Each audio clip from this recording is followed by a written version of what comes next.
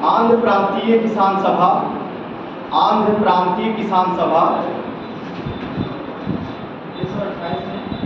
आंध्र प्रांतीय किसान सभा, आंध्र प्रदेश, आंध्र प्रांतीय किसान सभा का गठन एनजी रंगा,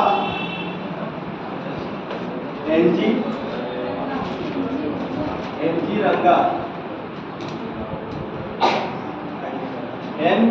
रंगा ने किया, एनजी रंगा ने किया।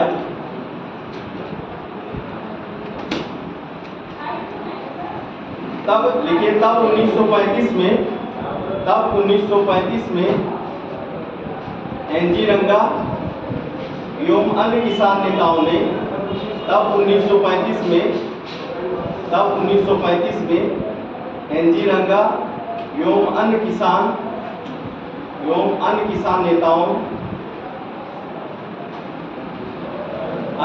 नेताओं ने सभी प्रांतीय किसान सभाओं को मिला करके, सभी प्रांतीय किसान सभाओं को मिला करके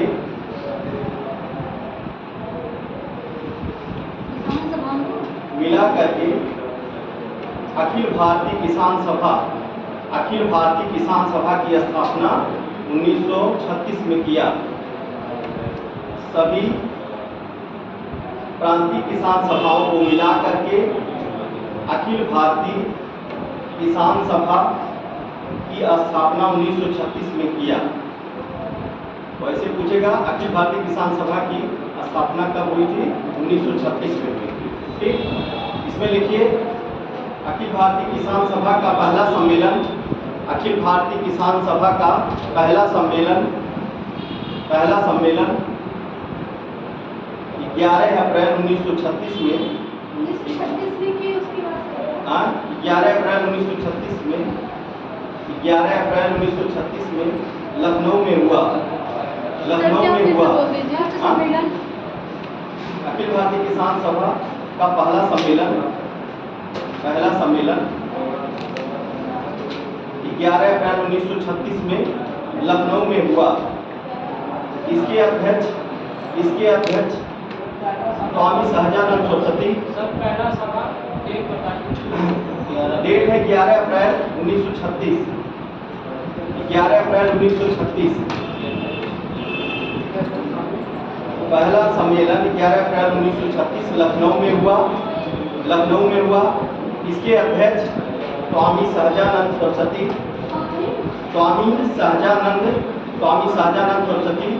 और महासचिव एनजी रंगा, सहजानंद सरस्वती और महासचिव एनजी रंगा।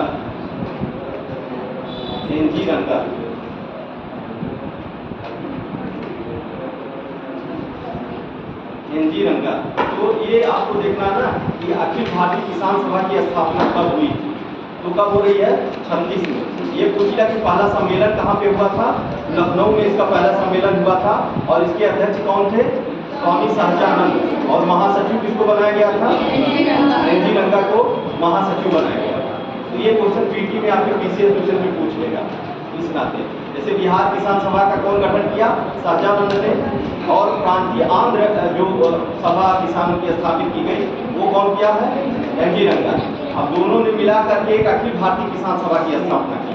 जो छोटे छोटे किसान प्रांतीय सभाएं थी उसको मिला करके एक बड़ा सा संगठन अखिल भारतीय किसान सभा। इसकी प्रथम बैठक जो कहाँ पे हो रही है? सम्मेलन लखनऊ में हो रहा है और उसके अध्यक्ष जो कौन है? स्वामी सहजानंद और जो है महासचिव है रंगा। ये इतना आपको जानना है। इसके बाद देख लीजिए, इसी के द्वारा 1938 में आंध्र प्रदेश के गुंटूर,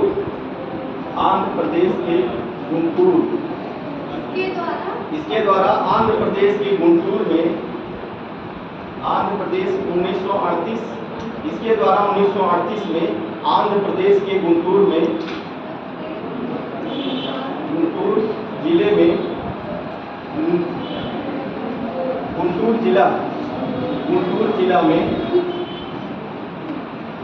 जिले में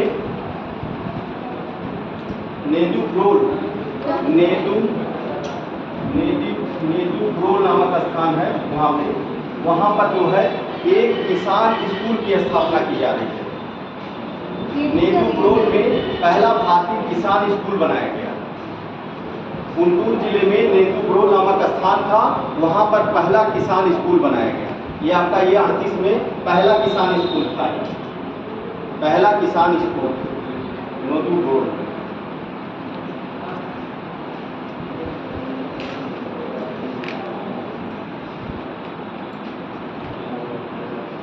देखिए अब नया चैप्टर हम लोग तैयार शुरू करेंगे।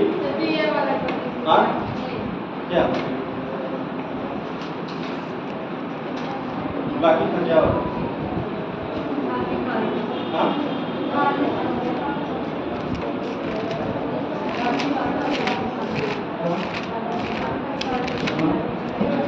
समझा देते हम सबको देख के लाने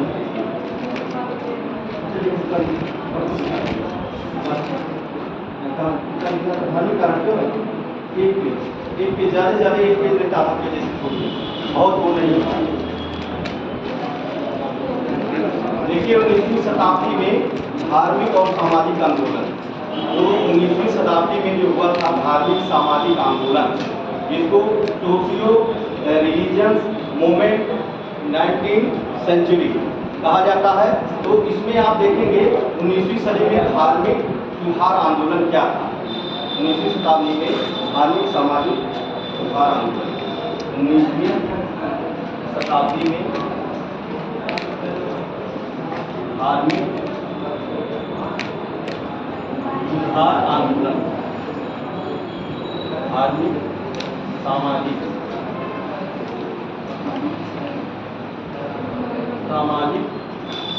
सुधार आंदोलन।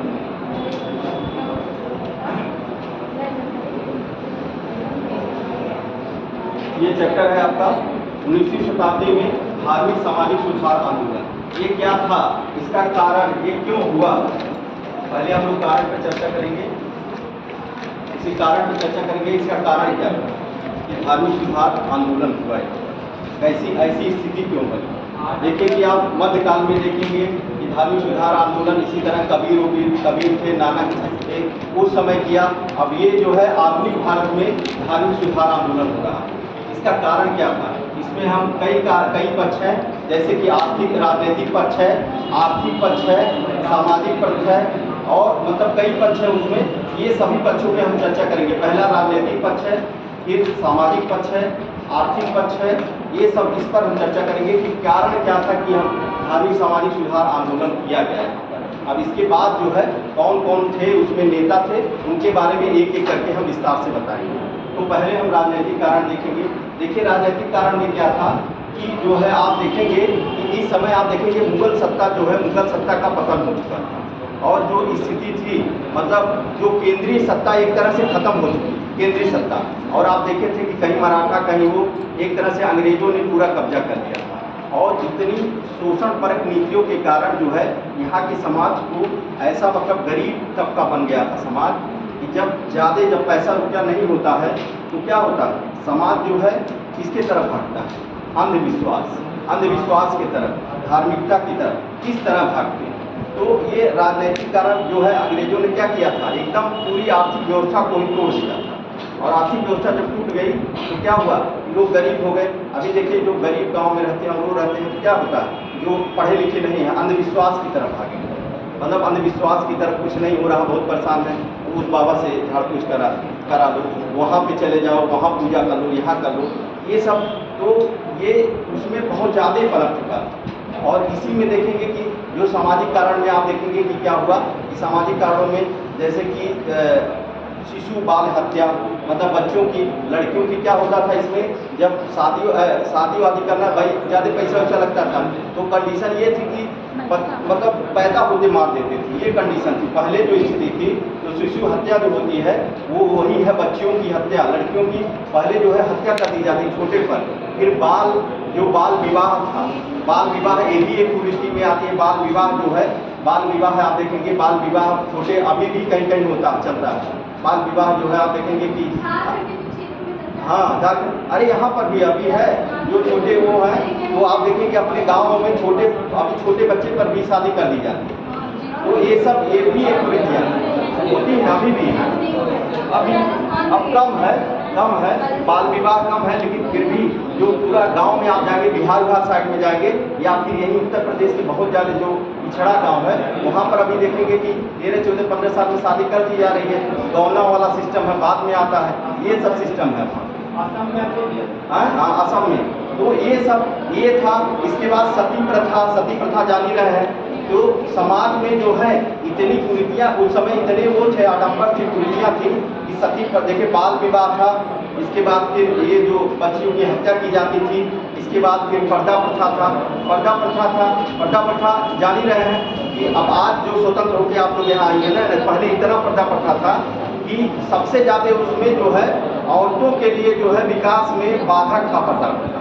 सबसे बड़ा एक देखा जाए तो विकास में क्या था भाई, बाधक था कि नहीं, घर से निकलने ही नहीं दिया जाता था। और जब आप लोग घर से नहीं निकलेंगी तो क्या होगा, समाज में जब नहीं निकलेंगे तो कैसे पढ़ाई लिखाई होगी और कैसे आदमी आगे बढ़ेगा। पहले क्या था कि लोग वहीं घर पर ही अपना इधर उधर पढ़ा देते थे, हो जाता था खत्म। तो ये सब उस समय समाज में कुरीतियाँ थी, सती प्रथा था। इसके बाद फिर जो विधवाओं का विवाह था वो नहीं हो रहा था। ये सब चीज़ें जो है ये सामाजिक कारण थे। इसी के कारण जो है कुछ हमारे बीच से ही कुछ नेता निकले और उन्होंने इसके लिए आंदोलन किया था।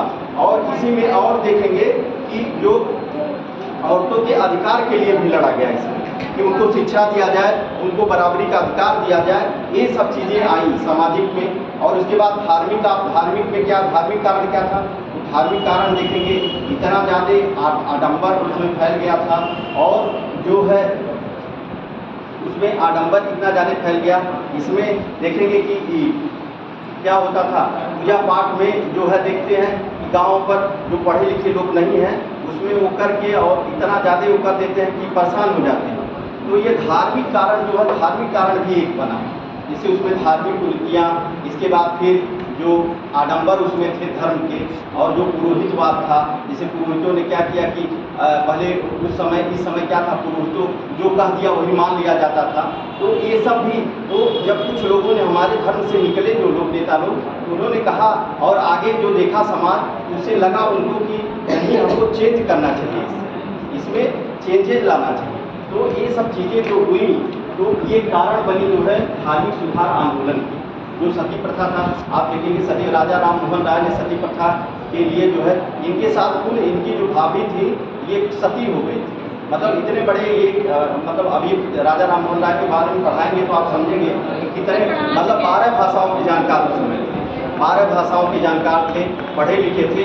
उनके परिवार में सती प्रथा हुआ, तो वो बाहर उस समय रहते हैं और जब जानते हैं कि मतलब सती प्रथा हो गया, तब वो पूरा लग जाते हैं। और सती प्रथा पर जो है विलियम बेंटिक जब आते हैं गवर्नर जनरल बन करके, तो उनके द्वारा जो है एक कानून बनाया जाता है, और कानून नियम 17 के द्वारा ये कानून बनता है, और कानून के द्वारा जो है इसको जो है ख़त्म किया जाता है। कानून बन गया कि भाई जो भी अब करेगा उसके लिए जेल होगी या वो होगी।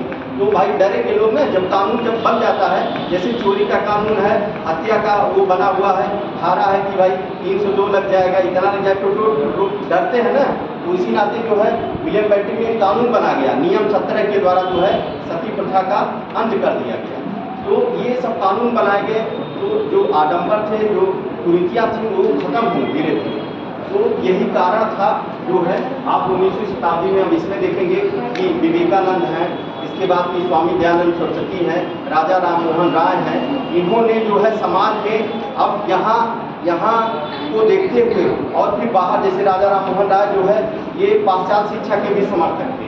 वो कह रहे थे कि मतलब यहाँ अपने धर्म को मानते हुए उनको भी मानिए, उनमें जो अच्छाई है उनको भी लीजिए, ऐसा नहीं है कि मतलब इसी को मानिए कि हमारे ही धर्म को अपनाएं, उनमें अच्छाई उनको लीजिए। और क्या होता है कि जब अंग्रेजी शिक्षा आई तो अंग्रेजी शिक्षा से भी जो है क्या हुआ, जब यहाँ किताबों को पढ़ा गया तो बाहर से जो स्वतंत्रता, समानता, बंधुत्व की जो बातें हैं, लोकतंत्र की जो बातें हुई, यहाँ पर पढ़ी गई आकर के।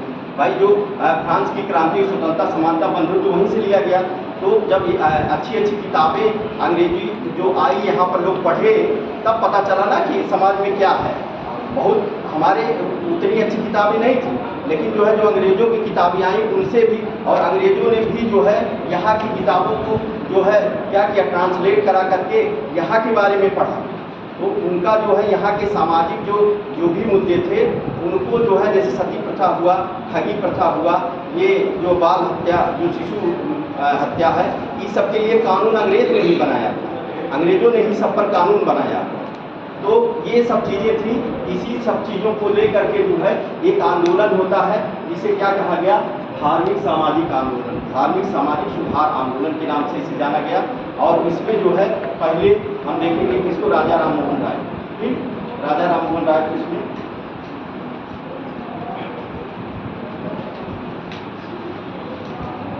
राजा राम मोहन राय का जन्म कब हुआ था, 22 मई 1772।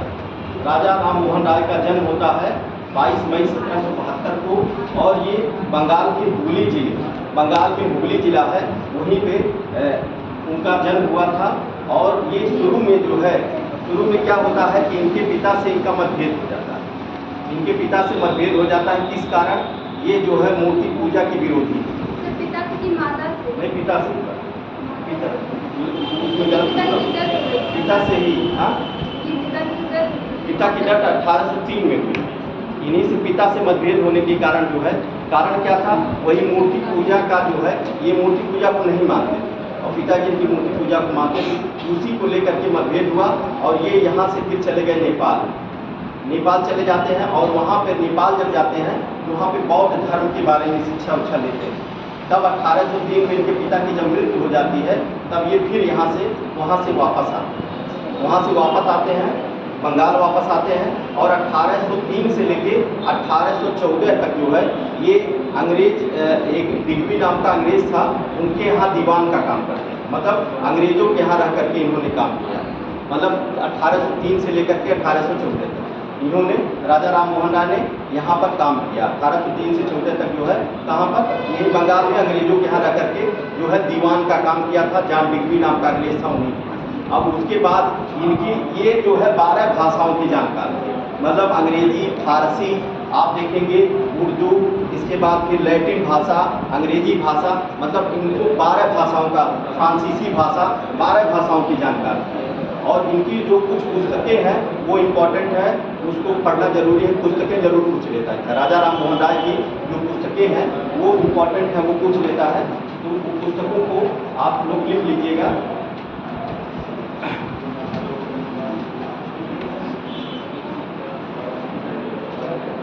देखिए इसमें पहली पुस्तक जो है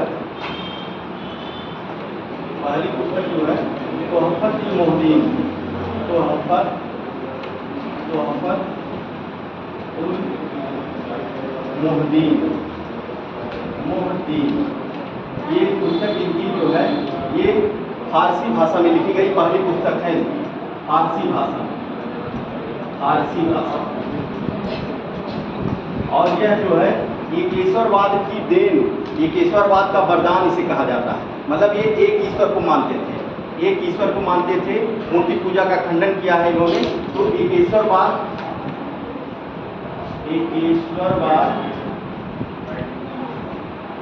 का वरदान माना जाता है। इस किताब में जो है ये इनकी जो है पहली पुस्तक थी, ये ध्यान रखिएगा, पूछ लिया, कभी कभी पूछ लेता है कि पहली पुस्तक क्या नाम थी, तो तोहफतुल मोहद्दीन इनकी पहली पुस्तक है, किस भाषा में है, फारसी भाषा में। और यह जो है एकेश्वरवाद का वरदान है। एकेश्वरवाद मतलब एकेश्वरवाद क्या, ये जो है एक ईश्वर को मानते थे, ये कई ईश्वर को नहीं, बहुदेववाद के समर्थक नहीं थे, ये एकेश्वरवाद के समर्थक थे। ये मूर्ति पूजा का इन्होंने खंडन किया है, मूर्ति पूजा पर इन्हें, मूर्ति पूजा के कारण इनके पिताजी से जो है मतभेद हो जाता है। अब देखेंगे इसके बाद दूसरी पुस्तक जो थी precept of Jesus, precept of Jesus, ये जो है ये अंग्रेजी में लिखी गई, ये जो है ये अंग्रेजी में लिखी गई थी precept of Jesus, Tuhfatul Muwahhidin, precept of Jesus. और उसके बाद तीसरी जो पुस्तक है वो है संवाद कौमुदी, जो है संवाद कौमुदी, इसकी भाषा भी पूछता है संवाद कौमुदी, ये बंगाली भाषा में, ये बंगाली भाषा में थी। और इन्हीं में ही जो है इन्होंने सती प्रथा का उल्लेख किया है। पूछ लेता है कि किस पुस्तक में इन्होंने सती प्रथा का उल्लेख किया था, तो संवाद कौमुदी, इसी में जो है सती प्रथा का उल्लेख, सती प्रथा का उल्लेख।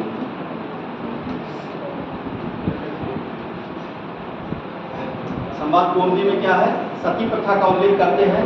और उसके बाद फिर चौथी पुस्तक इनकी है मीरातुल अखबार, इनकी चौथी पुस्तक जो थी ये थी मीरातुल अखबार,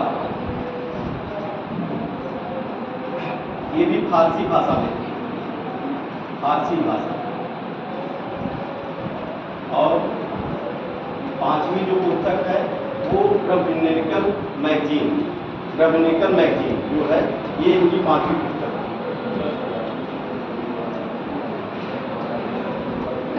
ब्रह्मनिकल मैगजीन, ब्रह्मनिकल मैगजीन, ये इनकी पांचवी पुस्तक है। और ये भी किस भाषा में थी, अंग्रेजी भाषा में, ब्रह्मनिकल मैगजीन। ये 5 पुस्तकें इनकी हैं जो आपको ध्यान देना है। और ये पूछ लेता है किस भाषा में है और ये है कब लिखी गई, और इसमें किसमें एकेश्वरवाद के बारे में बताया गया है और किसमें जो है सती प्रथा का उल्लेख किया गया है। तो देखिए इसमें 2 किताबें हैं जो फारसी भाषा में है। कौन कौन सी हैं 2 किताबें, एक मीरातुल अखबार जो है ये फारसी भाषा में है, कौन सा ये मीरातुल अखबार फारसी भाषा, मीरातुल अखबार फारसी भाषा, ये अखबार था इनका मीरातुल अखबार। यहाँ नहीं समझ में आएगा बताइएगा, मीरातुल अखबार फारसी भाषा। और तीसरा जो है संवाद कौमुदी, संवाद कौमुदी बंगाली भाषा सती प्रथा। और ब्रह्मनिकल मैगजीन, ब्रह्मनिकल मैगजीन जो है अंग्रेजी भाषा है, ब्रह्मनिकल मैगजीन।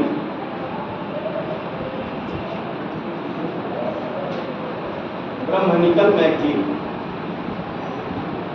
ब्रह्मनिकल मैगजीन ये अंग्रेजी में, 2 किताबें इनकी अंग्रेजी में है। कौन कौन, ब्रह्मनिकल मैगजीन और प्रिसेप्ट ऑफ जीसस, दोनों अंग्रेजी लिखी हुई हैं, वो समझ जाएंगे कि दोनों हैं। इसके बाद पहला तोहफतुल मोहद्दीन और मीरातुल अखबार ये फारसी में था, एक बंगाली में है। और जो सबसे ज़्यादा पूछा जाता है यही पूछा जाता है संवाद कौमुदी। संवाद कौमुदी किस भाषा में है, बंगाली भाषा में है। और इसमें किसका वर्णन किया गया है, तो सती प्रथा का वर्णन किया गया था। और पहले तोहफतुल मोहद्दीन में एकेश्वरवाद का वरदान इन्होंने कहा है कि हमारी जो पुस्तक जो है तोहफतुल मोहद्दीन वो एकेश्वरवाद का वरदान, एकेश्वरवाद के बारे में इन्होंने लिखा है इसमें।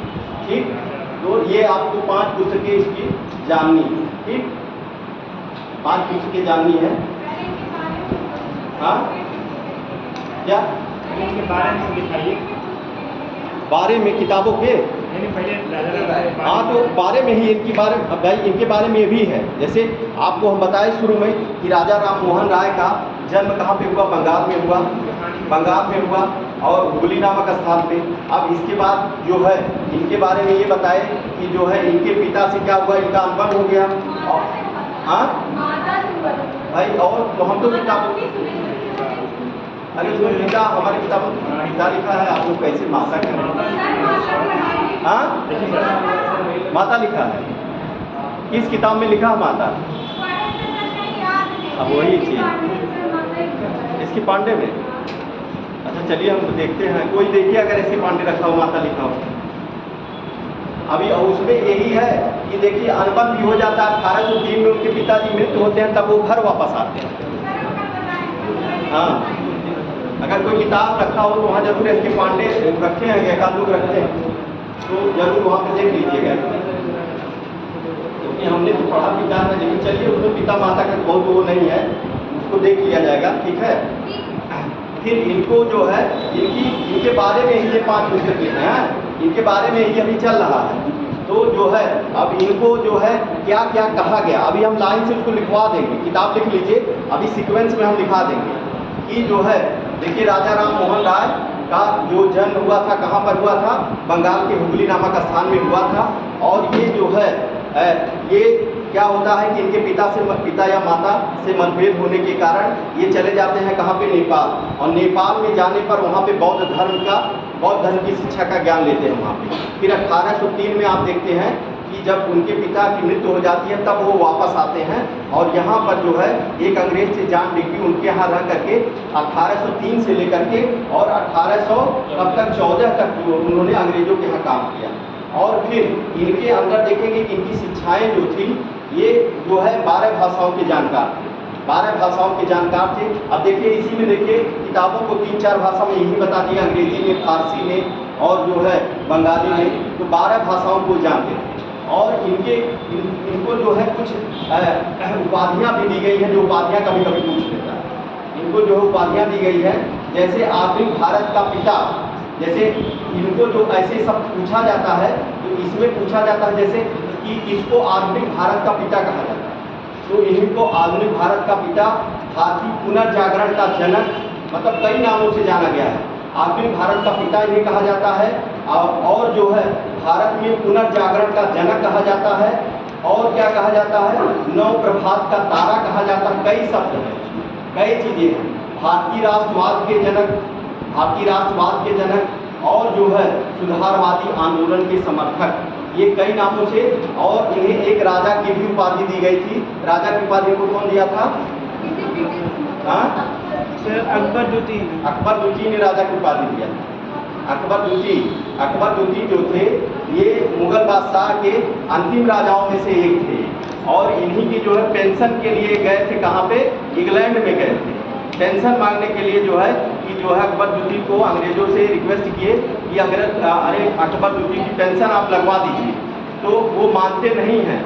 और वहीं पर ब्रिस्टल में, इंग्लैंड के ब्रिस्टल नामक स्थान पे, वहीं पे इनको मस्तिष्क ज्वर हो जाता है और राजा राम मोहन राय वहीं पर मर जाते हैं। ब्रिस्टल इंग्लैंड में इनकी जो है समाधि है, तो पूछ लेता कभी कभी कि इनकी समाधि कहाँ पे है, तो ब्रिस्टल में, इंग्लैंड में इनकी समाधि है। इंग्लैंड में ये मरे थे, इंग्लैंड में जाकर, वहीं जो इनकी पेंशन के लिए गए थे अकबर द्वितीय की। तो उसी बीच में जब गए थे तो अकबर द्वितीय ने इनको राजा की उपाधि दी, तो इसी नाते इनका नाम जो है राजा राम मोहन राय पूरा कहा जाता है। ठीक, राजा राम मोहन राय। तो इनकी जो उपाधियाँ जो हैं ये आधुनिक भारत के पिता कहे गए। इसके बाद जो है सुधारवादी आंदोलन के समर्थक हैं ये और पुनर्जागरण के जनक हैं। इसके बाद जो है नव प्रभात के तारा, भारतीय राष्ट्रवाद के जनक, ये जो है उदारवाद के जनक, ये कई नामों से इनको विभूषित किया गया। और इसके बाद आप देखेंगे कि जो है इन्होंने जो है ये पुस्तकें, 4 पुस्तकें इन्होंने लिखी। ये जो है इनकी पुस्तकें इम्पॉर्टेंट हैं, आप इसको जरूर ध्यान रखिएगा। और जो है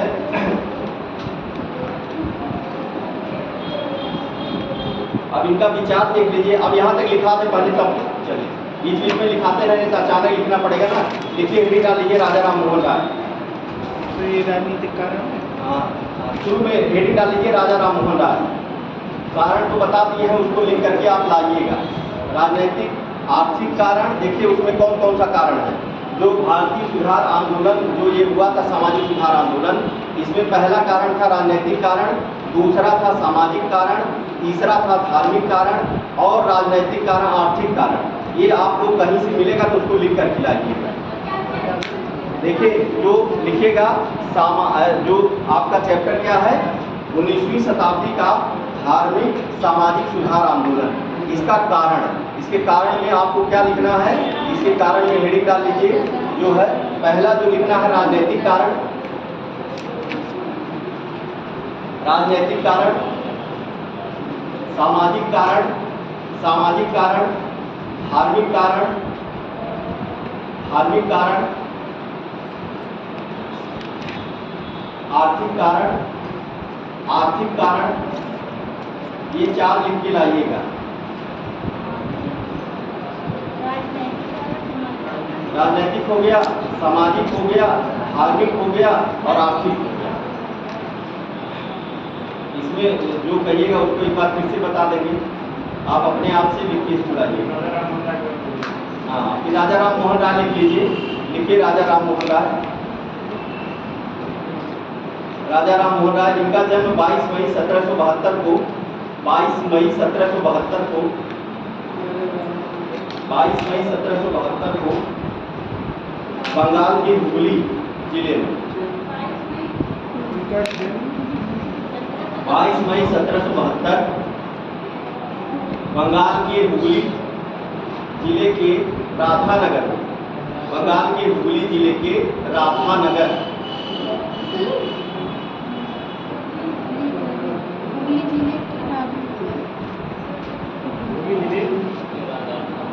हुगली जिले के राधानगर में हुआ, राधानगर में हुआ। इनकी उपाधियां लिख लीजिए, उपाधियां लिखिए।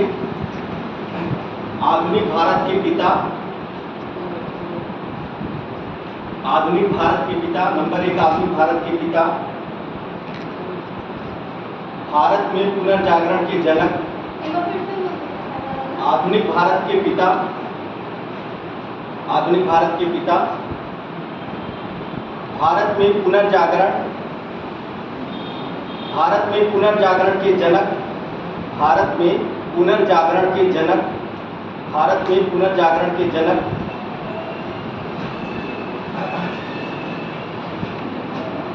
सुधारवादी आंदोलन के प्रवर्तक, सुधारवादी आंदोलन के प्रवर्तक, सुधारवादी आंदोलन के प्रवर्तक, सुधारवादी आंदोलन के प्रवर्तक, भारतीय राष्ट्रवाद के जनक, बहुत लंबी चौड़ी इनकी कहानी है। भारतीय राष्ट्रवाद के जनक, उदारवाद के जनक, उदारवाद के जनक और राजा की उपाधि जो दिया था अकबर द्वितीय, राजा लिख लीजिए और ब्रैकेट में लिख लीजिए अकबर द्वितीय। हाँ हाँ, भारतीय राष्ट्रवाद के जनक, इसके बाद फिर उदारवाद के जनक, उदारवाद के जनक और फिर राजा की उपाधि दिया था अकबर द्वितीय, राजा की उपाधि अकबर द्वितीय, अकबर द्वितीय, अकबर प्रथम थे ही एक लोग, अकबर द्वितीय। लिखिए अब इनके प्रारंभिक जीवन के बारे में। प्रारंभिक जीवन देखिए, 15 वर्ष की अवस्था में, 15 वर्ष की अवस्था में पिता से मतभेद के कारण, पिता से मतभेद के कारण, पिता से मतभेद होने के कारण राजा राम मोहन राय, पिता से मतभेद होने के कारण राजा राम मोहन राय, राजा राम मोहन राय, राजा राम मोहन राय को अपना घर छोड़कर, को अपना घर छोड़कर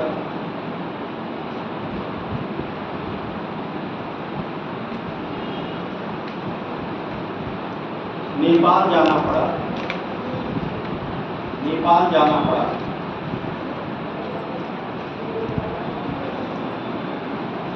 और फिर 1803 में 1803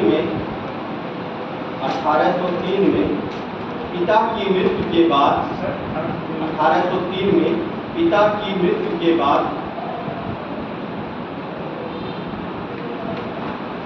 1803 में पिता की मृत्यु के बाद इन्होंने अंग्रेज जॉन डिग्बी, अंग्रेज जॉन डिग्बी, अंग्रेज जॉन डिग्बी, जॉन डिग्बी के दीवान के रूप में कार्य करना। जॉन डिग्बी नाम है, ये अंग्रेज का नाम है जॉन डिग्बी। इनके यहाँ ये दीवान के रूप में कार्य करना शुरू किया। जॉन डिग्बी के दीवान के रूप में कार्य करना शुरू किया, दीवान के रूप में कार्य करना शुरू किया, दीवान। दीवान के रूप में कार्य करना शुरू किया। 1814 तक ब्रिटिश सेवा में कार्यरत रहे। 1814 तक ब्रिटिश सेवा में कार्यरत रहे। 1814 तक ब्रिटिश सेवा में कार्यरत रहे। उसके बाद अंग्रेजों की नौकरी छोड़ दी। उसके बाद अंग्रेजों की नौकरी छोड़ दी। अंग्रेजों की नौकरी छोड़ दी।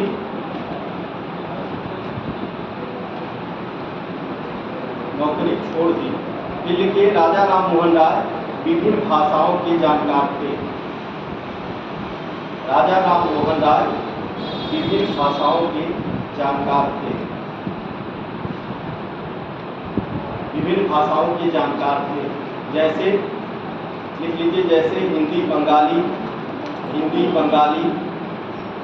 फारसी, हिंदी बंगाली फारसी, हिंदी बंगाली फारसी,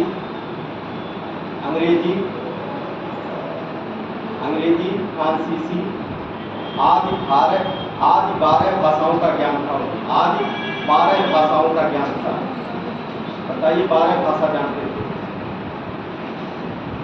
यहाँ एक भाषा दो भाषा में स्थिति खराब हो जाती है। 12 भाषाओं की जानकारी थी। अब इसके बाद आप किताबों को तो नोट कर लिए हैं। इसके बाद अगर नहीं लिखे होंगे तो इन किताबों को नोट कर लीजिएगा। किताब नोट कर लिए थे ना सर? हाँ, नोट कर लिए थे ना? वो किताबों को इसके बाद नोट कर लिए। किताबें इतनी इंपॉर्टेंट है, किताब पूछ लेता है, ठीक?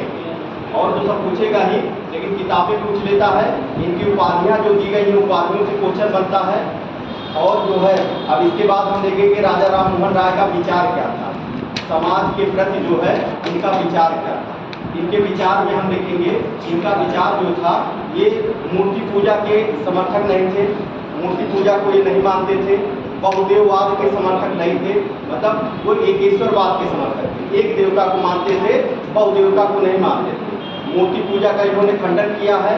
इसके बाद आप देखेंगे 5 प्रमुख उपनिषदों का इन्होंने बांग्ला में जो है बांग्ला भाषा में अनुवाद किया था। 5 उपनिषद जो होते हैं उनके 5 उपनिषदों को बांग्ला भाषा में, देखिए एक भाषा और ला दिए बांग्ला भाषा, मतलब कितना 5 उपनिषद बांग्ला भाषा में लिखते हैं। कितना जानकार रहेगा। अभी 5 किताबें बताए हैं जिसमें 3 भाषाएं उन्होंने प्रयोग की गई और 5 उपनिषद इन्होंने बांग्ला भाषा में लिखा था। और जो है इन्होंने क्या, स्त्री के अधिकारों के ये समर्थक थे। स्त्री के अधिकारों के समर्थक थे। इन्होंने सती प्रथा का विरोध किया था। जो सती प्रथा को खत्म करने में इनका बहुत बड़ा योगदान था। इसके बाद आप देखेंगे कि विधवा विवाह जो नहीं हो रहा था उस पर भी इन्होंने बल दिया था। विधवा विवाह के लिए और जो अंतरजातीय विवाह होता है वो मानते थे, अंतरजातीय विवाह। और जो है आप देखेंगे जो स्त्री उत्तराधिकार की बात, इन्होंने स्त्री उत्तराधिकार की बात कही है कि भाई स्त्रियों को भी उत्तराधिकार दिया जाए। क्योंकि पहले क्या था, बहुत आडंबर था, जो पुरुष मानसिकता का समाज था उस समय। अब क्या होता था कि भाई स्त्रियों को अधिकार नहीं दिया जाता। अब तो सुप्रीम कोर्ट ने ऑर्डर दे दिया है कि भाई जो जैसे लड़के अब जमीन पाते हैं अपना हक, वो उसी तरह लड़कियां भी पा सकती हैं। लेकिन लड़कियां भाई क्या करें, समझदार है, कहा सोच रही है कि क्या मार करें हम वहाँ पर।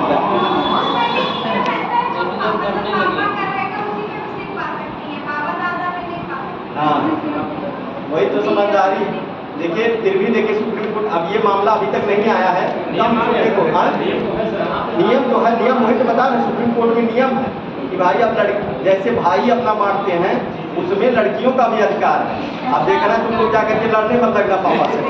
हाँ कि भाई को आप दे रहे हैं तो हमको भी दीजिए इसमें अधिकार, क्योंकि सुप्रीम कोर्ट ने कहा है। तो ये अधिकार है, ये सुप्रीम कोर्ट ने अधिकार दिया है। आप जैसे शादी विवाह हो गया उसके बाद भी आप कर सकती हैं, ऐसा नहीं है, आप उसमें अधिकार ले सकते हैं। वही चीज़ें है ना, वही तो है, वही लड़कियां समझदार हैं, जानती हैं। ये सब करेंगे तो माता पिता भाई से संबंध खराब हो जाएंगे हमारे। भाई संबंध भी तो बचाना है। तो यही सब चीज़ें आजकल जो है, नहीं तो अब बहुत में कहाँ ऐसा मामला नहीं आया, नहीं तो अभी पैसे उसे लालच में बहुत लोग करते हैं। हाँ, भूमि का बंटवारा है, भूमि का भी बंटवारा होता है। तो इनका जो है राजा राम मोहन राय का ये विचार था कि मतलब इन्होंने मूर्ति पूजा का खंडन किया। एकेश्वरवाद के समर्थक थे, बहुदेववाद के विरोधी थे। इसके बाद फिर इन्होंने 5 प्रमुख उपनिषदों का बंगला में अनुवाद कराया था। और जो है आप देखेंगे स्त्री अधिकारों के समर्थक, स्त्री अधिकारों में आप देखेंगे कि जो है सती प्रथा का विरोध किया। विधवा पुनर्विवाह करने की बात उन्होंने कही, मतलब विधवा विवाह जो नहीं हो रहा था उसका विरोध इन्होंने किया था। और जो है अंतरजातीय विवाह का समर्थन किया, स्त्री उत्तराधिकार की बात इन्होंने किया। तो ये इनका विचार था। ठीक, इसके बाद जो है आप देखेंगे कि इन्होंने जो है इनका जो है शिक्षा के क्षेत्र में क्या योगदान था। तो इन्होंने शिक्षा के क्षेत्र में जो है 1817 में देखेंगे आप लोग कि 1817 में इन्होंने क्या किया था कि डेविड हेयर की सहायता से इन्होंने हिंदू कॉलेज की स्थापना किया। मतलब कलकत्ता में शिक्षा के क्षेत्र में क्या है, हिंदू कॉलेज का नाम आप लोग सुने होंगे। तो हिंदू कॉलेज का डेविड हेयर की सहायता से उन्होंने हिंदू कॉलेज की स्थापना किया था। हिंदू कॉलेज की स्थापना किया था, जिसका जो है अब नाम जो है प्रेसिडेंट कॉलेज के नाम से जाना जाता है। हिंदू कॉलेज जो है अब प्रेसिडेंट कॉलेज के नाम से जाना जाता है। तो ये उन्होंने क्या किया था, हिंदू कॉलेज को प्रेसिडेंट कॉलेज, मतलब प्रेसिडेंट कॉलेज बन गया था। लेकिन जो है डेविड हेयर की सहायता से इन्होंने हिंदू कॉलेज की स्थापना। क्वेश्चन पूछता है कि किसकी सहायता से राजा राम मोहन राय ने हिंदू कॉलेज की स्थापना किया था। किसकी सहायता से किया था, डेविड हेयर की सहायता से। और फिर इन्होंने कुछ संस्थाओं की स्थापना किया। कुछ संस्थाएं जो थी उसको इन्होंने स्थापित किया। और वो उसका बाई ऐसे पूछ लेता किस सन में कौन सी संस्था स्थापित हुई, तो उसको अभी लिखा दे रहे हैं कौन कौन सी संस्थाएं हैं। देखिए 1815 में 1815 में क्या विचार लिखा दे, विचार लिख लीजिए। लिखिए राजा राम मोहन राय के विचार। विचार में लिखिए पहला, मूर्ति पूजा के विरोधी, मूर्ति पूजा के विरोधी।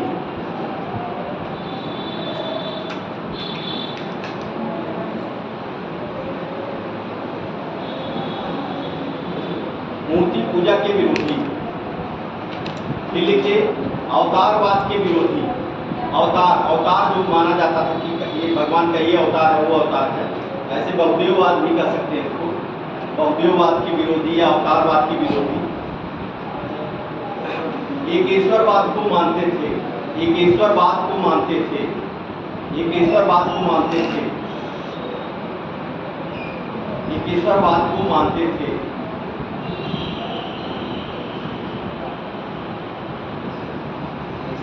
पांच प्रमुख उपनिषदों का बंगला भाषा में इन्होंने अनुवाद किया था। 5 प्रमुख उपनिषदों का बंगला भाषा में अनुवाद किया। 5 प्रमुख उपनिषदों का बंगला भाषा में अनुवाद, बंगला भाषा में अनुवाद। प्रमुख उपनिषदों का बंगला भाषा में अनुवाद। फिर लिखिए स्त्री अधिकारों के समर्थक, स्त्री अधिकारों के समर्थक, स्त्री अधिकारों के समर्थक।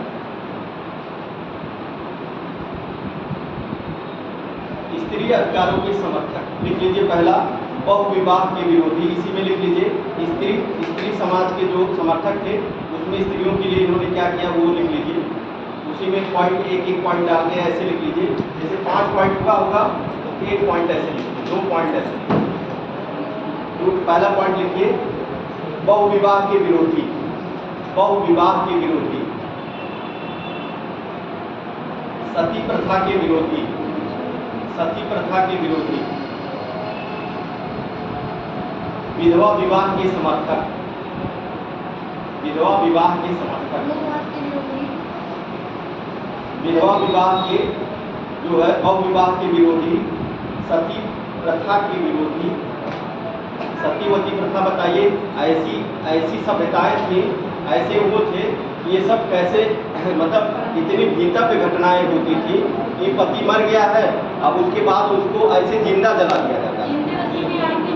मतलब हम जानते हैं कैसे होता था वो, जो सती प्रथा जब होता था, सती जब किया जाता था तो उसमें बताते हैं कि मतलब उसको देखने के लिए बहुत कम देखने के लिए मतलब वहाँ पे भीड़ नहीं लगने दिया जाता था, मतलब उसको देख करके डरे न लोग। और पूरा उसमें नगाड़ा वगाड़ा बकायदे बताया जाता था कि उनकी चीख पुकारों को सुना ना जाए।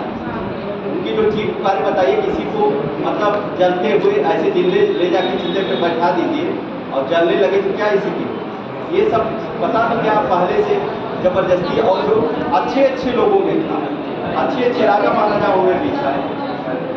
तो ये सब सभ्यताएं अंग्रेजों ने ये सब काम अच्छा किया, मतलब इसमें तो योगदान तो यहाँ के लोगों का था। राजा राम मोहन राय ने किया, लेकिन जो है उन लोगों ने भी कानून बनाने में साथ दिया था। तो ये सब सभ्यताएं जो थी, अब जो देखिए नरबली था, कोण में नरबली था, नरबली प्रथा थी, बच्चियों की हत्या हो जाती थी, मतलब छोटे पर की बच्चियाँ पढ़ी ना, वहाँ उधर राजस्थान बहुत प्रथा थी। बच्ची जब पैदा होती थी तभी मार दिया जाता, तो शिशु हत्या इसी को कहा गया। ये सब प्रथाएं थी, ये इन्हीं समाज में इसी बीच में 19वीं शताब्दी में जाकर के ये सब प्रथाएं खत्म की गई। यही सामाजिक और धार्मिक आंदोलन चला करके जो है राजा राम मोहन राय, दयानंद सरस्वती, विवेकानंद, ये इन सब लोगों ने जो है आप देखेंगे ये सब जो कुरीतियाँ फैली थी समाज में उसको खत्म किया। तो उसमें लिख लीजिए कहाँ तक लिखे, सती प्रथा विरोधी, इसके बाद विधवा विवाह का समर्थक, अंतरजातीय विवाह का समर्थन, अंतरजातीय विवाह के समर्थक, अंतरजातीय जो विवाह होता है जाति, अंतरजातीय मतलब जो अंतरजातीय विवाह का मतलब समझ रहे हैं कि नहीं, जो दूसरे जात में विवाह होता है, ये नहीं कि अपने जात में नहीं, अंतरजातीय मतलब जो है दूसरे, ये नहीं कि अपने ही जात में विवाह करना है। जो अभी समय चल रहा है इसमें क्या है, इसमें जो है अपने जात में ही विवाह करना। लेकिन अब आधुनिक युग हो गया है, अब तो राजा राम मोहन राय को ज़्यादा फॉलो कर रहे हैं, राजा जो ज़्यादा पढ़ लिख ले रहे हैं वो राजा राम मोहन राय को फॉलो कर रहे हैं, अंतरजातीय विवाह ज़्यादा लोग कर जो पता अभी भी है समाज में, ऐसी बात नहीं है, हो रहा है, लेकिन वो कम परसेंटेज है जो अंतरजातीय विवाह हो रहा है। लेकिन सही है, ऐसा कोई बात नहीं है कि गलत है। देखिए जब आपका मन बन रहा है और दोनों लोग समझदार हैं, कोई दिक्कत नहीं है उसमें। लेकिन ये है कि बाद में जो समस्याएं समाज से आती हैं जो और घर से आती हैं, वो आपको संभालना पड़ेगा। वहाँ समस्याएं होती हैं, वहाँ पे आप जब घर से विरोध करके और समाज से विरोध करके, समाज तो देखता है ना, छोटी सी चीज़ें देखता है, आप पे कमी ढूंढेगा।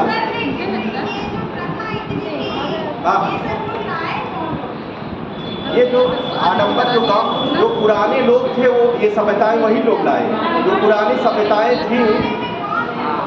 हाँ, पुराने में जो भाई इनके समय में जो लोग जैसे राजा महाराजा थे, उस समय राजा उजा थे, उसमें ज़्यादा सती प्रथा का था। उस समय जो है राजा उजा राजस्थान में देखेंगे सती प्रथा का जो रानियाँ, अधिकतर रानियाँ जो है जल गई। अभी शिवाजी का ही देखिए, शिवाजी की पत्नी पुतलीबाई जल गई थी सती प्रथा में। जो है शिवाजी की पत्नी जो पुतलीबाई थी वो भी सती हो गई। और इसी में एक ये सती था, ये तो चलिए ठीक था। एक जौहर प्रथा भी है, जौहर प्रथा में जो पूरा एकदम जान लीजिए गाँव ही कूद पड़ता है।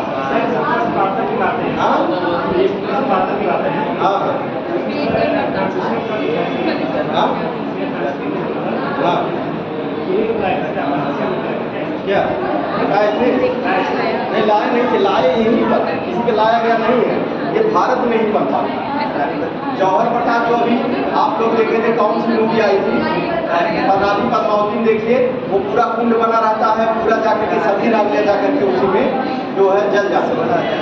मोहम्मद बिन कौन था वो, अलाउद्दीन खिलजी शादी करना चाह रहा था ना पद्मावती, तो जब तक वो वहाँ पे पहुँचा तब तक पूरी रानियाँ उसमें जल जाती। तो वो जौहर अरे बहुत समस्याएं थी, अब जाके समस्याएं खत्म हुई है ना। अब स्वतंत्रताएं हैं, आप कहीं भी आ जा सकती हैं, कहीं भी पढ़ सकती हैं, सब चीज़ें स्वतंत्रताएं हैं। लेकिन पहले क्या होता था, ये स्वतंत्रताएं नहीं थी, बहुत ज़्यादा समस्या थी। लड़कियों को बाहर निकलना बहुत बड़ी बात थी समाज में। लेकिन आज जो स्वतंत्रताएं समाज देश आगे बढ़ रहा है इसी नाते बढ़ रहा है, ठीक। कि जो है अब देखिए लड़कियों को भी अच्छे अच्छे पद पर लड़कियां हैं, तो अब बहुत अंतर नहीं रह गया है, मतलब लड़की आप देख लीजिए इनके द्वारा जो संस्थाएं स्थापित की गई हैं उनको आप लिख लीजिए। 1815 में इन्होंने क्या किया था, 1815 में आत्मीय सभा, 1815 में आत्मीय सभा,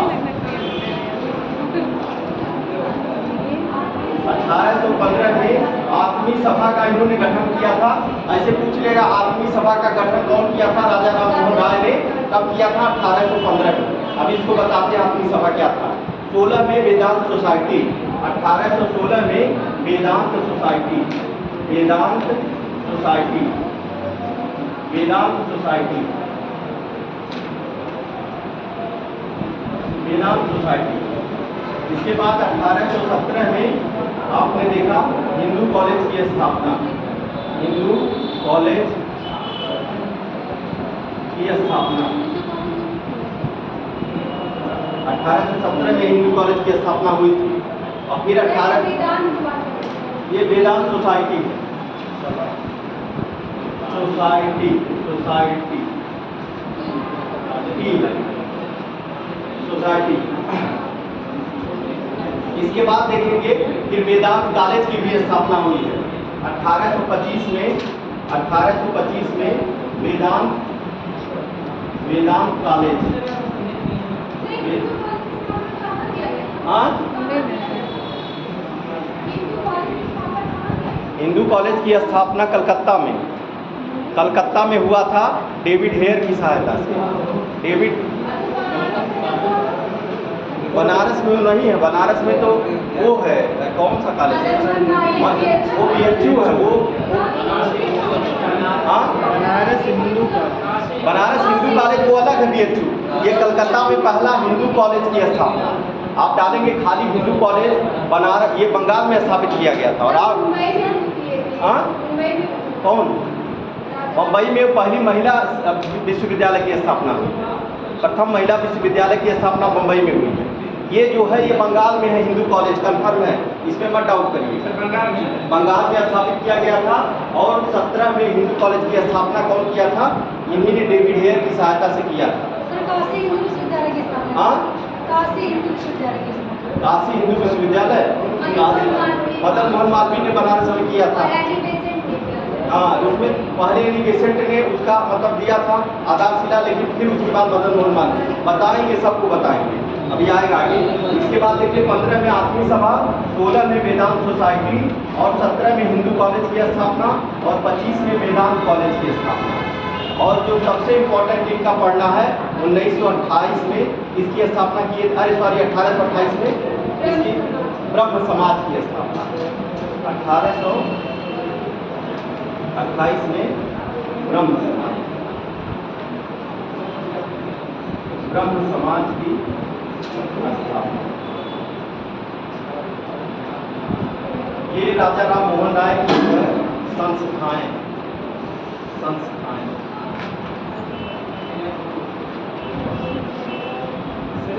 वेदांत क्या है, वेदांत सुन लीजिए। ये वेदांत क्या, वेदांत सोसाइटी, वेदांत सोसाइटी नहीं, यह स्थापना वेदांत सोसाइटी मतलब एक शुरू कर रहे हैं यहाँ। इससे जो है वेद का मतलब प्रचार, वेदों का जो है इसमें उसका जो है अनुवाद किया गया है वेदों का। और इसमें आप देखेंगे आत्मीय सभा जो है ये दर्शन की, जब दर्शन का जैसे 4 लोग 5 लोग बैठ करके और दर्शन का जो है ये बातचीत करते थे, मतलब दर्शन पर, ये दर्शन के लिए आत्मीय सभा जो है ये जो है ये दर्शन पे चर्चा होगी। इसमें जो आत्मीय सभा जो ये संगठन है, ये कहीं मतलब ये जगह नहीं है, ये संगठन है। ये जो है आत्मीय सभा संगठन था। इसमें जो है 4-5 लोग जो है दर्शन के बारे में बैठ करके चर्चा करते थे कि दर्शन क्या है, या फिर किसी चीज़ पर जो है 4-5 लोग, तो कभी भी पूछेगा कि आत्मीय सभा में किसके बारे में बात की गई है, तो दर्शन के बारे में बात की गई कि जो समाज का जो उस समय भारत में दर्शन था, दर्शन की चर्चा की जाती है कि कैसा दर्शन है, क्या है। तो मतलब दर्शन या बहस चर्चा, समझ रहे हैं ना, वो चीज़ होती है।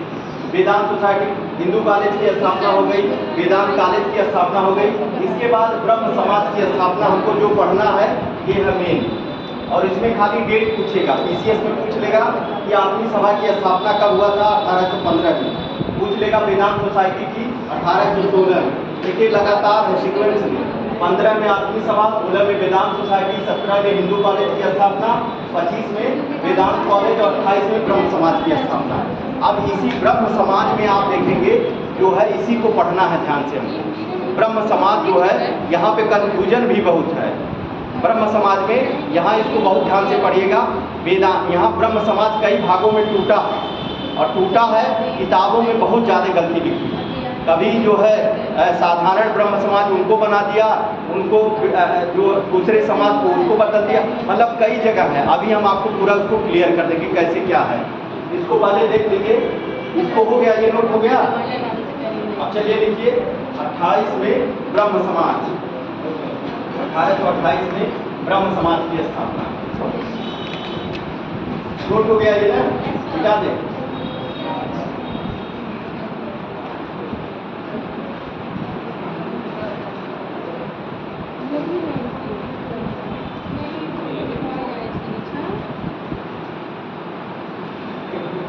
देखिए, अच्छा ये बताइए कि ब्रह्म समाज की स्थापना क्यों किए, क्या कारण था ब्रह्म समाज की स्थापना किए? देखिए, ब्रह्म समाज की स्थापना जो है इन्होंने क्या किया था, धर्म सुधार और सामाजिक सुधार के लिए किया था ब्रह्म समाज की स्थापना। जो धर्म में, जो हमारे धर्म में कुरीतियाँ थी, आडंबर था, उनको खत्म करने के लिए इन्होंने धर्म समाज की स्थापना की।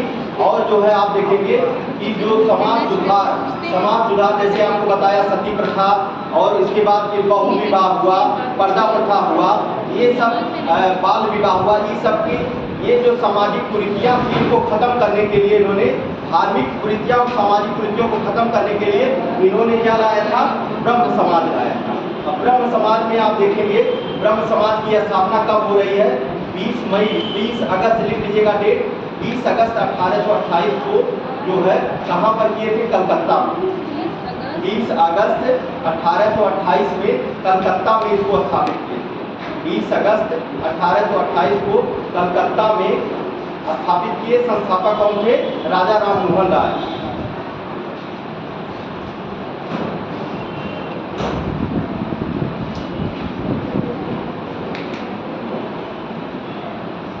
देखिए 1828 में, यहाँ से ध्यान से देखिएगा, 1828 में इनका क्या हुआ था, 1828 में ब्रह्म समाज की स्थापना कर दिए, और 1830 में ये चले जाते हैं इंग्लैंड चले जाते हैं।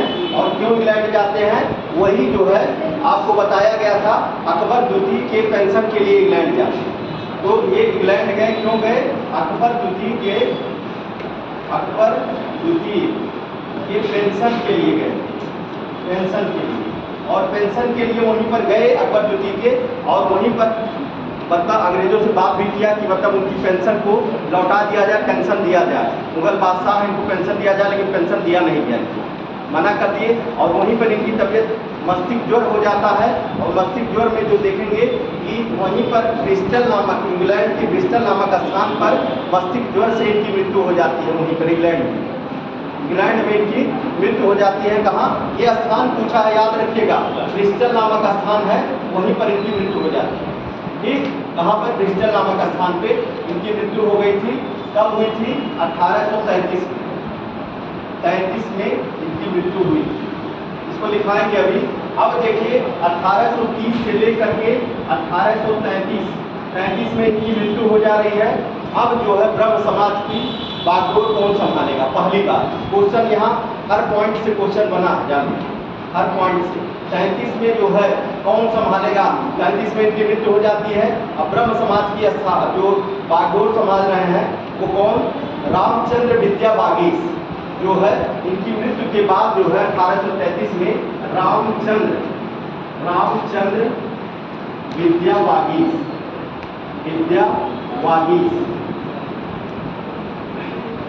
वागीश में जो है, जो इनके मरने के बाद इसके प्रथम अध्यक्ष हुए, प्रथम अध्यक्ष।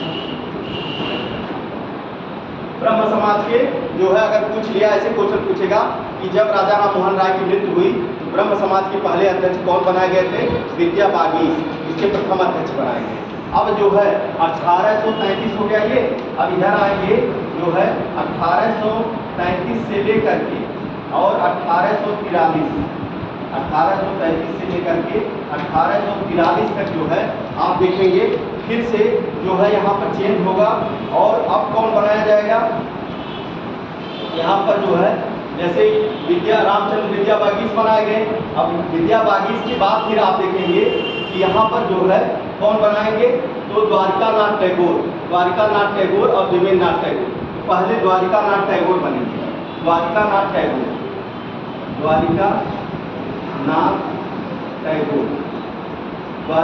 टैगोर जो है ये बनाए गए। फिर जब उनके 33 में इनको फिर हटा दिया गया और किनको बना दिया गया? द्वारिकानाथ टैगोर को इसी ब्रह्म समाज का अध्यक्ष बनाया गया। ठीक, यहाँ तक ऐसे नोट कर। अब इसके बाद 43 में देखेंगे 1843 में इन्हीं के लड़के द्वारिकानाथ टैगोर के लड़के थे देवेंद्रनाथ टैगोर। क्या नाम था उनका? देवेंद्रनाथ टैगोर जो है देवेंद्रनाथ टैगोर इसके अध्यक्ष बनाएंगे। अब यहीं से फिर क्या होगा? जब इनको अध्यक्ष बना दिया जाता है देवेंद्रनाथ टैगोर को, इन्होंने क्या किया?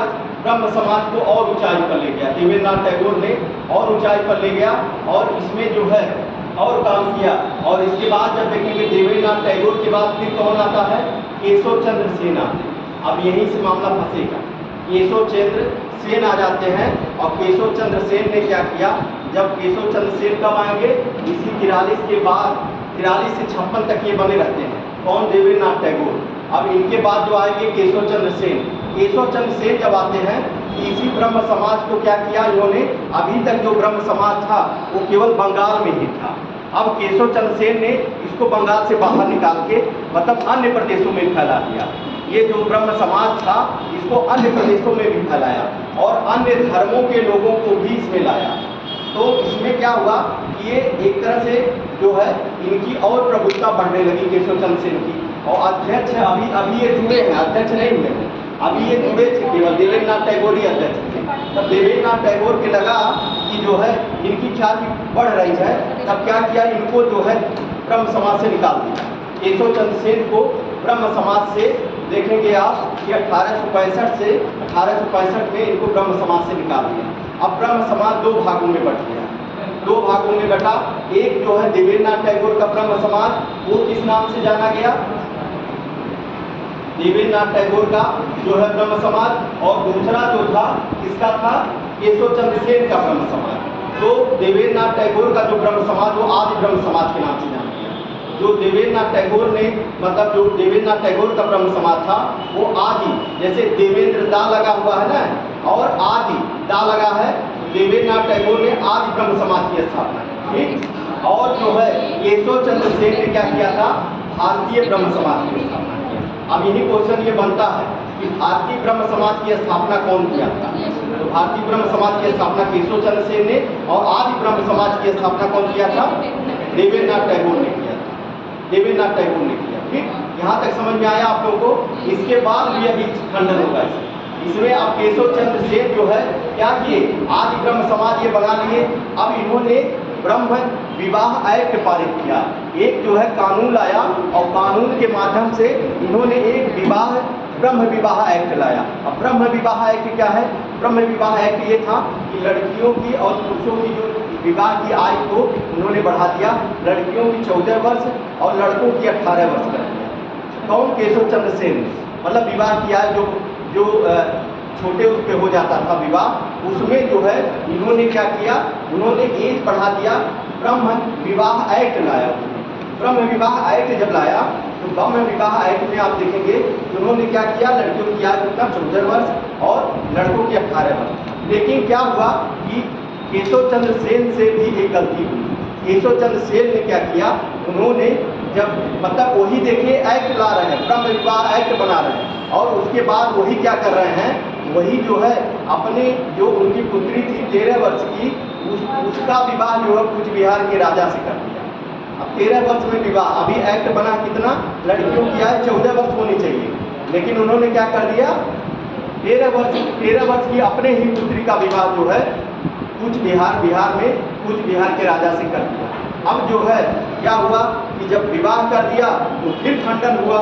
तो इस तरह से हम देखेंगे कि क्या हुआ कि 1830 में इंग्लैंड गए ये।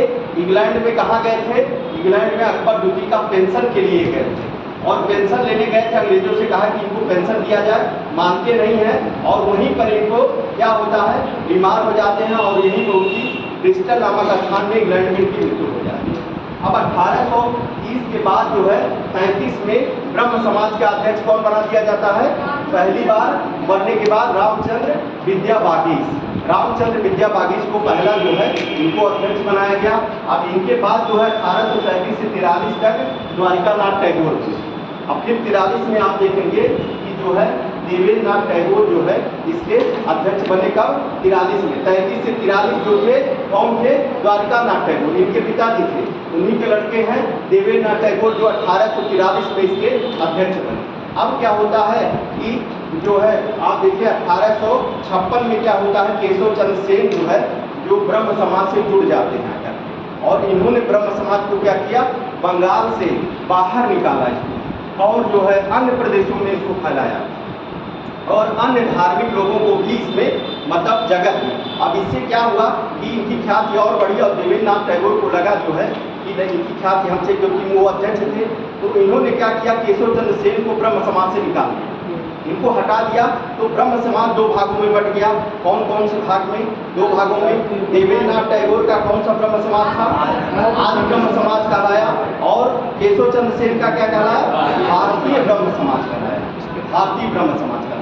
अब जो है जो भारतीय ब्रह्म समाज जब बन गया, केशव चंद्र सेन का 65 में 1865 में उन्होंने स्थापित कर दिया और इन्होंने एक एक्ट लाया, ब्रह्म विवाह एक्ट। उसमें लड़कियों और जो एज शादी की आयु जो है निर्धारित की गई, 14 से 18 वर्ष निर्धारित की गई। अब उसमें क्या उन्होंने किया, ये गलती किया कि वही कि अपनी पुत्री 13 वर्ष की पुत्री थी, उसका विवाह जो है कूच बिहार के राजा से कर दिया और कूच बिहार से राजा से करने के कारण जो है क्या हुआ कि इनके द्वारा ही बनाया गया कानून इन्होंने क्या कर दिया, ये गलती कर दी। तो यहाँ तक चीज़ें हैं। अब इसके बाद इसी में देखते हैं, इसको लिखा दें यहाँ से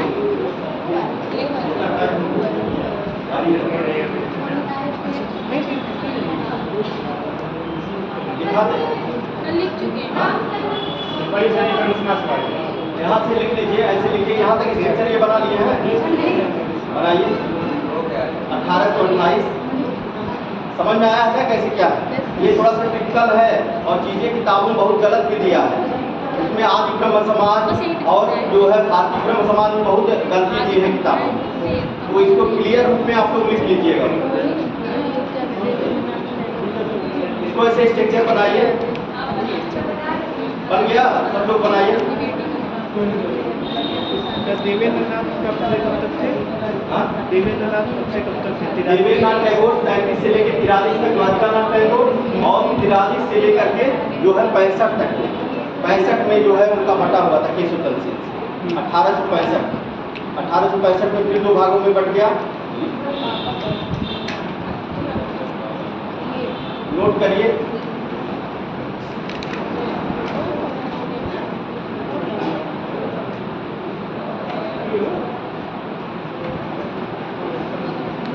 अब यह जानते हैं क्या हुआ, जब इन्होंने अपनी पुत्री का विवाह कर दिया तब इनके भी धर्म में भी जो है क्या हुआ कि खंडन हो गया, फिर अलग हो गया इनका भी। और इसके बाद जो है आप देखेंगे शिवनाथ शास्त्री और आनंद मोहन बोस ने जो है साधारण ब्रह्म समाज की स्थापना। शिवनाथ शास्त्री और आनंद मोहन बोस ने साधारण ब्रह्म समाज, तो साधारण ब्रह्म समाज, आदि ब्रह्म समाज, भारतीय ब्रह्म समाज, ये सब है और ब्रह्म समाज, ये 4-5 है जो पूछता रहता है। क्लियर हो गया ना? देख लीजिए, इसको बनाए स्ट्रक्चर बन गया। इसके बाद फिर बनाइए,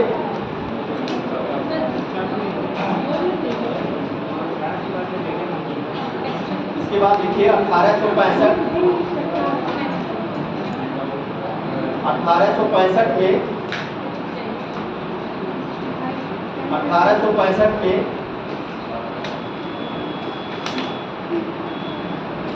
पहले यहाँ तक 43 तक लिख दिए है ना, यहाँ तक। अब हाँ, अभी 56 से लिखिए, हेडिंग डालिए 1856। हाँ, 1856 43 तक लिख लिए ना। ये स्ट्रक्चर यहाँ तक बन गया आप लोगों का, इसके आगे लिखिए, उसी में लिखिए कि 1856 में 56 ये लिखिए 1856 43 से 43 के बाद 56 लिखिए, 1856 लिखिए। मुझे वहाँ से ब्रह्म समाज स्ट्रक्चर समझ नहीं पाए, बोल दे क्या पूरा फिर से बोले? नहीं सर, लिख चुका है। पूरा नहीं ना, जैसे स्ट्रक्चर बना है यहाँ तक ऐसे समझिए। एक बात समझा दे रहे हैं, समझा दे। जैसे ब्रह्म समाज 1828 में स्थापित हो रहा है। अब इसमें क्या हुआ कि जो है 1830 में क्या हुआ, ब्रह्म समाज के बारे में क्यों स्थापित हुआ था वो पूरा बता दिए। अब जो है 1830 में कहाँ चले गए? इंग्लैंड चले गए। इंग्लैंड क्यों गए थे? इंग्लैंड गए थे अकबर ड्यूटी का पेंशन को लेकर के वो इंग्लैंड जाते हैं और वहाँ पे पेंशन की बात होती नहीं है और वहीं पर इनकी बीमार होते हैं और 33 में इनकी मृत्यु हो जाती है। अब 33 में ही आप देखेंगे, 33 में जो है जब मृत्यु हो जाती है तो रामचंद्र विद्या बागीश इसके प्रथम अध्यक्ष बनाए जाते हैं। रामचंद्र विद्या बागीश प्रथम अध्यक्ष बनाए जाते हैं और उनके बाद जो आप देखेंगे 33 से लेकर 43 तक कौन हुए? देवेंद्रनाथ टैगोर।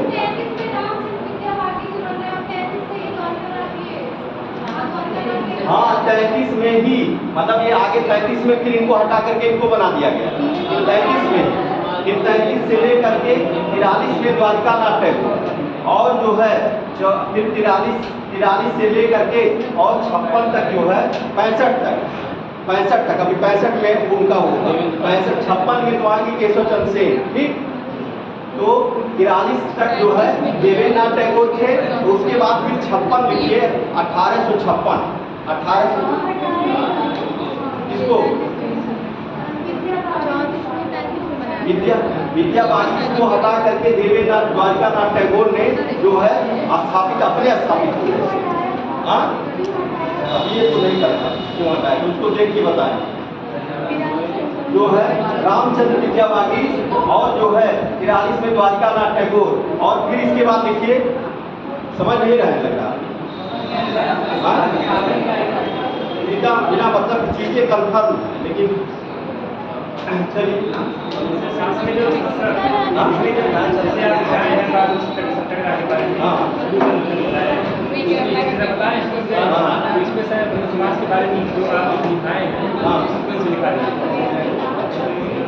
चलिए लिख लीजिए शुरू से, चलिए शुरू से लिख लीजिए। टाइम हो गया, चलिए कल लिखवा कल है परसों लिखवा एकदम स्ट्रक्चर यही है। एक बार और समझाते हैं आप लोगों को। इसमें जो है इसके बाद क्या होता है, 56 में जो है आपके आते हैं कौन? केशव चंद्र सेन। 56 में केशव चंद्र सेन आएंगे और केशव चंद्र सेन ने क्या किया? ब्रह्म समाज को अभी तक जो है बंगाल में ही उसका विकास हुआ था, अब प्रदेश से बाहर भी ले गए, बंगाल से अन्य क्षेत्रों में इनका विकास किया और जब अन्य क्षेत्रों में विकास किया और अन्य धर्म के लोगों को भी जो है उसमें स्थापित किया, तो उसी को लेकर के, और उस समय अध्यक्ष कौन थे? देवेंद्रनाथ टैगोर अध्यक्ष। अब उन्होंने क्या किया? दोनों में मतभेद हो गया और 65 में जो है दोनों में मतभेद के कारण जो है जो संगठन जो है टूट जाता है, अलग अलग स्थापित हो जाता है। देवेंद्रनाथ टैगोर का क्या था? आज ब्रह्म समाज और केशव चंद्र सेन ने भारतीय ब्रह्म समाज की स्थापना की।